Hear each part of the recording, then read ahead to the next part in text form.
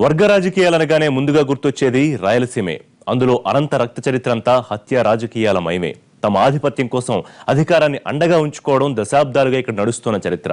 ఈ చరిత్రలో ప్రతి పేజీ నెత్తుటి మయంగానే ఉంటుంది. అనంత రాజకీయాల్లో రెండు కుటుంబాల మధ్య రగిలిన ఆధిపత్య పోరు ఇక్కడి హత్యా రాజకీయాలకు బీజాలేసి పోషిస్తోంది. అనంతపురం అనగానే గుర్తొచ్చేది ఫ్యాక్షన్ రాజకీయాలే. వర్గ పోరులో తమది పైచేయి అని నిరూపించుకోవడానికి అధికారాన్ని అండగా ఉంచుకోవడంతో పాటు తమ ఆధిపత్యం కోసం అడ్డంగా ప్రాణాలు తీయడం కూడా ఇక్కడికే చెల్లింది. నెత్తుటి అక్షరాలతో రాసి ఉంటుంది. పరిటాల రవి తండ్రి పరిటాల శ్రీరాములు నక్సల్ ఉద్యమంలో చేరి అక్కడి భూస్వాములకు ప్రతికూలంగా పోరాటం చేశారు. దీంతో మోతుబరులైన సాని చెన్నారెడ్డి, పాముదుర్తి బయ్యపురెడ్డిలు, మద్దెల చెరువుకు చెందిన గంగుల నారాయణ రెడ్డిలు శ్రీరాములు అనుచరుడు సిద్దప్ప సాయంతో దాడి చేసి శ్రీరాముల్ని అతని సోదరుడు సుబ్బయ్యను చంపేశారు. ప్రత్యర్థులు పరిటాల రవితో పాటు పరిటాల హరిని కూడా చంపాలని ప్రయత్నించి 1982లో పరిటాల హరిని ఎన్కౌంటర్లో హతమార్చారు. కొన్నాళ్లు అజ్ఞాతంలో ఉన్న పరిటాల రవి తిరిగొచ్చి తన ప్రత్యర్థులపై పగ తీర్చుకున్నారు. 1986లో నర్సన్న, యాదిరెడ్డిలతో పాటు సిద్దప్పను కూడా హత్య చేశారు.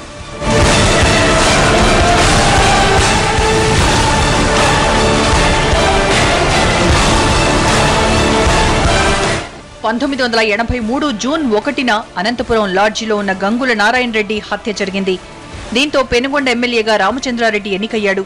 అది నచ్చని సేన చెన్నారెడ్డి 1989 ఎన్నికల్లో పెనుగొండ ఎమ్మెల్యేగా గెలిచాడు. అప్పటికే పరిటాల రవికి సేన చెన్నారెడ్డికి మధ్య పోరు సాగుతోంది. దీంతో 1991 మే 7న సేన చెన్నారెడ్డి హత్య జరిగింది. ఈ హత్య తర్వాత పీపుల్స్ వార్ గ్రూప్ అంతర్గత కలహాలతో రెడ్ స్టార్, ఆర్ఓసీలుగా విడిపోయింది. కొన్నాళ్లకు గంగుల నారాయణ రెడ్డి కొడుకు గంగుల సూర్యనారాయణ రెడ్డి అలియాస్ మద్దెల చెరువు సూరి రెడ్ స్టార్ ను తన వైపు తిప్పుకోవడంతో ఆర్ఓసీ పరిటాల రవికి పనిచేయడం మొదలుపెట్టింది. అప్పట్లో ఈ రెండు గ్రూపుల మధ్య వర్గపోరుకు వందలాది మంది బలైపోయారు.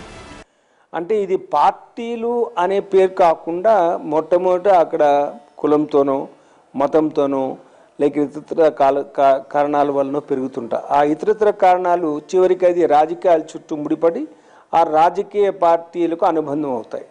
ఇది దురదృష్టం. దానివల్ల అందరూ నష్టపోతారు. హత్య చేసినంత మాత్రాన మనకు సమస్య తీరిపోతుందంటే చాలా హత్యలు చేసేయచ్చు చాలామంది కూడా. కానీ సమస్యలు తీరడానికి హత్యకు సంబంధం లేదు. ఏదో కొద్ది కాలం ప్రస్తుతము నేను నా యొక్క శత్రువును తప్పించుకున్నాను అనే భావం ఉండొచ్చునేమో, కానీ ఈ శత్రుత్వం తరతరాలుగా కొనసాగుతున్న విషయాన్ని గ్రహించాలి. 1993 అక్టోబర్లో పండుగ నాడు సూరిని చంపడానికి రవి ఏర్పాటు చేసిన టీవీ బాంబు పేలి సూరి కుటుంబీకులు 5 అక్కడికక్కడే చనిపోయారు. దీంతో విభేదాలు మరింత ముదిరి రెండు వర్గాల మధ్య పోరుకు నెత్తుటేళ్లు పారాయి.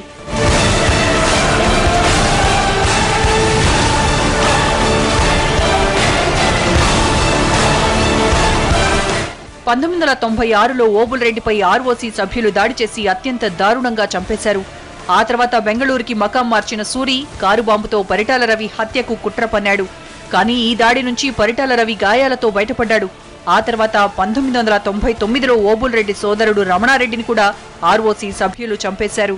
1999 ఎన్నికల్లో పరిటాల రవి టీడీపీ నుంచి పోటీ చేస్తే సూరి జైలు నుంచే పోటీకి దిగాడు. ఆ పోరులోనూ రవిదే పైచేయి అయింది.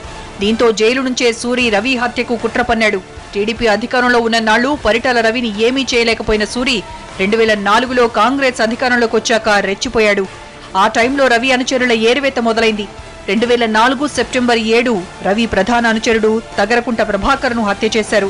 అక్టోబర్ 9న రవి రాజకీయ గురువైన ఆర్కే అలియాస్ మాలపాటి వెంకటేశ్వరరావును హతమార్చారు.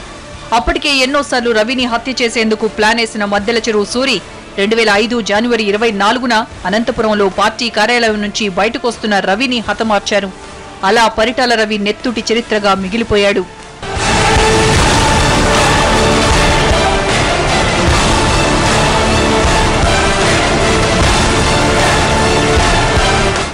ఇక్కడితో అనంత రక్త చరిత్ర ఆగిపోలేదు, ఇంకా కొనసాగుతూనే ఉంది. రవిని హత్య చేసిన షార్ప్ షూటర్ మొద్దుసీనును 2008 నవంబర్ 9న బ్యారక్లోనే తోటి ఖైదీ ఓం ప్రకాష్ చంపేశాడు. ఆ తర్వాత 2010లో క్షమాభిక్ష మీద విడుదలైన మద్దెల చెరువు సూరి కూడా 2011 జనవరిలో తన అనుచరుడు భానుకిరణ్ చేతిలో దారుణ హత్యకు గురయ్యాడు. ఇది జరిగి నెల తిరగకుండానే రవి హత్య కేసులో మరో నిందితుడు తగరకుంట కొండారెడ్డి హత్య చేశారు. ఇలా అనంత రక్త చరిత్రలో బలైపోయిన వాళ్లు వందల్లో ఉన్నారు. వీళ్లంతా ఆధిపత్యం కోసం రాజకీయాల్ని వాడుకున్నారు. తాము అధికారంలోకి రాగానే ప్రత్యర్థుల్ని మట్టుబెడుతూ వచ్చారు. ఉంటాయండి. ఆయన హత్య చేస్తే ఆయన తరఫున ఇంకొకరు ఎవరో తప్పకుండా హత్య చేస్తారు. ఇప్పుడు మనకు జరుగుతున్నటువంటి రాయలసీమలో జరుగుతున్న కక్షలు కూడా ఇంతే కదా. ఈ తండ్రి చంపబడిన తర్వాత కొడుకు తయారవుతాడు, కొడుకు తర్వాత మనవుడు. ఇది జరుగుతున్నటువంటి తత్వం. ఇది ఎప్పుడు బయటపడగలరు అంటే శాంతియుత వాతావరణం మనం కలిసి బ్రతకాలి. అధికారం ఒకటి శాశ్వతం కాదు. అధికారం ఎవరికి శాశ్వతం? మనిషి శాశ్వతం కానప్పుడు అధికారం ఏమి శాశ్వతం? కాబట్టి అది గుర్తుపెట్టుకుంటే ఇవన్నీ తగ్గడానికి కారణం ఉంటుంది. అనంత రాజకీయాలే కాదు, పక్కనే ఉన్న కడపలో కూడా ఈ హింసా రాజకీయాలు దశాబ్దాల నుంచి కొనసాగుతున్నాయి. ఇక్కడ పులివెందుల, జమ్మలమడుగు, కమలాపురం, పొద్దుటూరు నియోజకవర్గాల్లో హత్యా రాజకీయాలు రాజ్యమేలుతున్నాయి. 1993లో జమ్మలమడుగుకు చెందిన టీడీపీ మాజీ మంత్రిని గుండ్లకుంట శివారెడ్డి అలియాస్ బాంబుల శివారెడ్డి హత్య తర్వాత హత్యా రాజకీయాలు భగ్గుమన్నాయి. ఇక్కడ గుండ్లకుంట, దేవగుడి కుటుంబాల మధ్య ఈ పోరుకు గడిచిన 4 దశాబ్దాల్లో వందలాది మంది హతమయ్యారు. ఇప్పటికీ ఈ పోరు నడుస్తూనే ఉంది. ఇందులో శివారెడ్డి సోదరుడి కుమారుడు రామసుబ్బారెడ్డి ఒక వర్గానికి నాయకుడిగా ఉంటే, వైసీపీ ఎమ్మెల్యే కోడూరు ఆదినారాయణ రెడ్డి మరో వర్గానికి ఆధిపత్యం వహిస్తున్నారు. ఏం లేని మనిషి ఒకసారి రాజకీయ పదవికి వస్తే చాలా సంపన్నుడైపోయి డబ్బులు చేసుకుంటూ ఆస్తులు చేసుకుంటున్నాడు.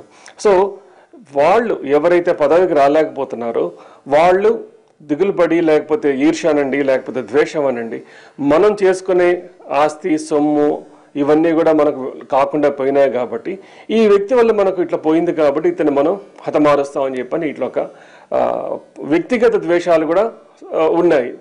ఇప్పుడు ఇప్పుడున్న పరిస్థితుల్లో కానీ చూస్తే ప్రతి ఒక్కరు కూడా రాజకీయంలో ఒక ఎమ్మెల్యేనో ఒక ఎంపీఓ కావాలని ఆశ. ఎందుకంటే డబ్బులు చేసుకోవచ్చు. ప్రజాసేవ అనేది చాలా తక్కువ కనిపిస్తున్నది.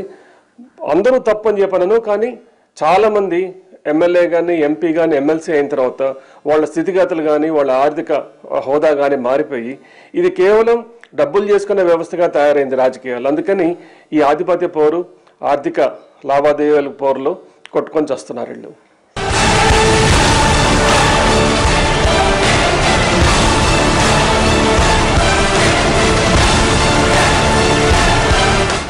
పులివెందులలో దశాబ్దాలుగా ఆధిపత్య పోరు నడుస్తోంది. 1994లో వైఎస్ రాజారెడ్డి దారుణ హత్య తర్వాత ఇక్కడి రాజకీయ ముఖ చిత్రమే మారిపోయింది. ప్రొద్దుటూరు మాజీ ఎమ్మెల్యే రమణారెడ్డి, కమలాపురం మాజీ ఎమ్మెల్యే వీరశివారెడ్డి తమ రాజకీయ లబ్ధి కోసం ఈ హింసా రాజకీయాలను పెంచి పోషించారన్న విమర్శలున్నాయి. మొత్తంగా ఇక్కడ ఏ పార్టీ అధికారంలో ఉంటే ఆ పార్టీ నేతలు ప్రత్యర్థుల్ని హతమార్చడం కామన్ అయిపోయింది. 2004 నుంచి 2014 మధ్య కాలంలో రామసుబ్బారెడ్డి వర్గానికి చెందిన 50 మంది వరకు హత్యకు గురయ్యారు. ఇందులో పార్టీ కార్యకర్తల నుంచి ఎంపీటీసీ, జెడ్పీటీసీ సభ్యుల వరకు చాలా మంది ఉన్నారు. ఇప్పుడు అధికారం చేతులు మారటంతో ఆదినారాయణ రెడ్డి వర్గం నేతల మీద దాడులు జరుగుతున్నాయి. ఇలా ఈ 2 జిల్లాల్లో అధికారం మాటున ఆధిపత్య పోరు వందల మంది ప్రాణాల్ని బలిగొంటోంది.